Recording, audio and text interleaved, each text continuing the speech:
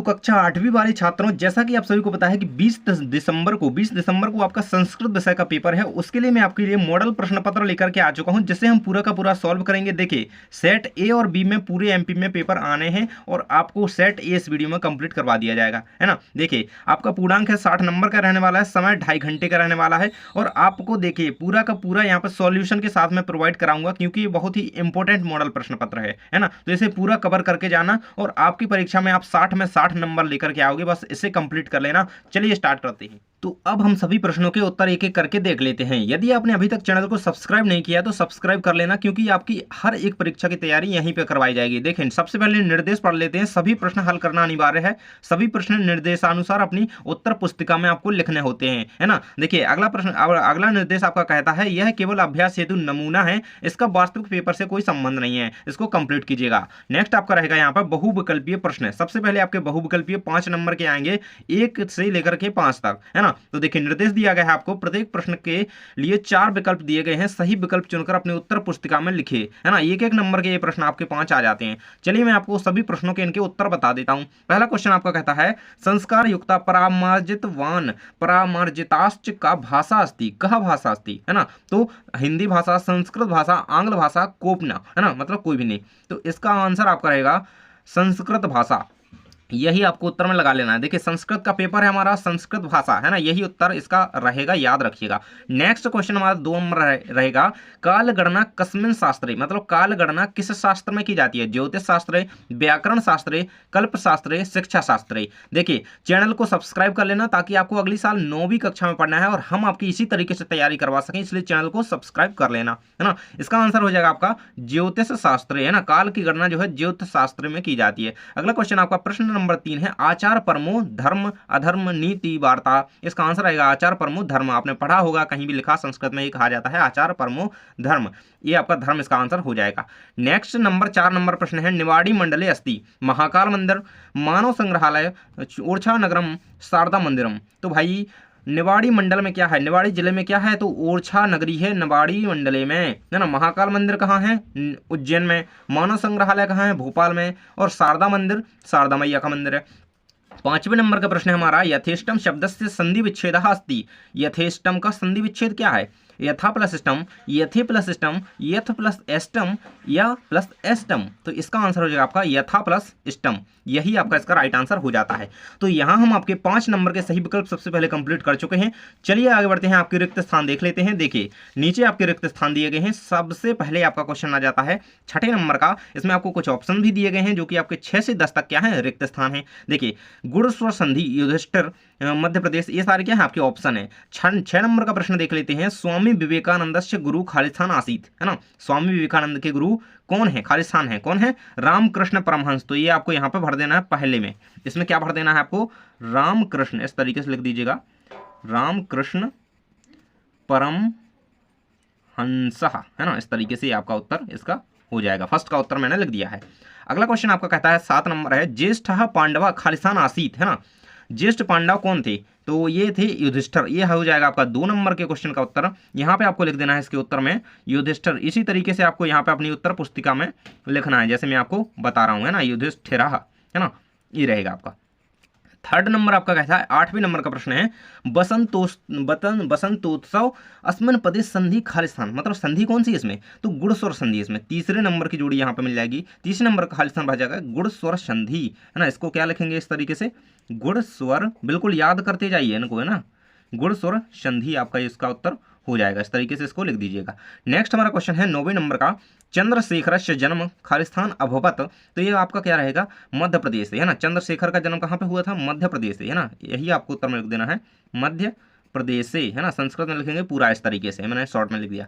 अगला 10 नंबर का प्रश्न है आपका व्रतम यथा खालिस्तान रक्षयते, है ना। तो धर्म भयन, यही लास्ट में बचा है। तो 10 नंबर के प्रश्न में आपको ये आपका भर देना है 10 में, है ना। ये आपका इसमें क्या भर देना है आपको, धर्म भायेन, इस तरीके से इसका उत्तर आपको लिख देना है। तो यहाँ तक हमारे बहुविकल्पीय प्रश्न और रिक्त स्थान के हो जाते हैं कंप्लीट। चलिए आगे देख लेते हैं। आगे कुछ इस तरीके से आपके प्रश्न रहने वाले हैं और इनके एक एक करके मैं आपको उत्तर बिल्कुल बताने वाला हूँ, तो आपको चैनल को सब्सक्राइब जरूर से कर लेना। देखिए यहाँ से आपके अति लघु उत्तरीय प्रश्न आते हैं जो कि आपके 11 नंबर से 16 तक रहेंगे, 2-2 नंबर के प्रश्न रहेंगे। देखिए आपका एक पद्यन उत्तर में आपको इसका उत्तर लिखना है। 11 नंबर का प्रश्न कहता है केन सततम रमणीयम, है ना, स्मरणीयम, सॉरी, हाँ स्मरणीयम। तो इसका उत्तर आपको लिखना है मनसा, है ना, क्या लिखना है इसका उत्तर, मनसा, मनसा सततम स्मरणीयम, इसका उत्तर आपको मनसा लिख देना है। अगला क्वेश्चन है आपका बराहमिहिर, 12 प्रश्न कहता है बराहमिहिरः कुत्र गत्वा खगोल शास्त्रम पठितवान। तो इसका उत्तर आपको लिखना है पाटलिपुत्र, है ना, पाटलिपुत्र नगरम, क्या लिखना है, पाटलिपुत्र नगरम, इस तरीके से आपको इसका आंसर लिख देना है। ये रहेगा आपका पाटलिपुत्र नगरम, है ना, ये रहेगा। अगला क्वेश्चन है आपका 13 नंबर का 26 संख्या कृते संस्कृतम, मतलब 26 को 26 को संस्कृत में किस तरीके से लिखते हैं, तो षड्विंशति से कहते हैं हम, है ना, षड मतलब 20, षड इस तरीके से लिखेंगे, षड्विंशति, है ना, इस तरीके से आपको इसको लिखना होगा। नेक्स्ट नंबर हमारा कहता है 14 नंबर प्रश्न है जीवलोके कति सुखानी आसन, है ना, जीवलोके कति सुखानी आसन, तो षड इसका आंसर आपका यहाँ पे हो जाएगा इस तरीके से। नेक्स्ट क्वेश्चन हमारा 15 नंबर है महर्षि अत्रि जो थे कुत्र तपस्याम कृतवान, उन्होंने तपस्या कहाँ पे की थी, तो चित्रकूट में, इसका आंसर आपको लिख देना है इस तरीके से, सॉरी गलत हो गया, इस तरीके से लिखेंगे चित्रकूटे, है ना,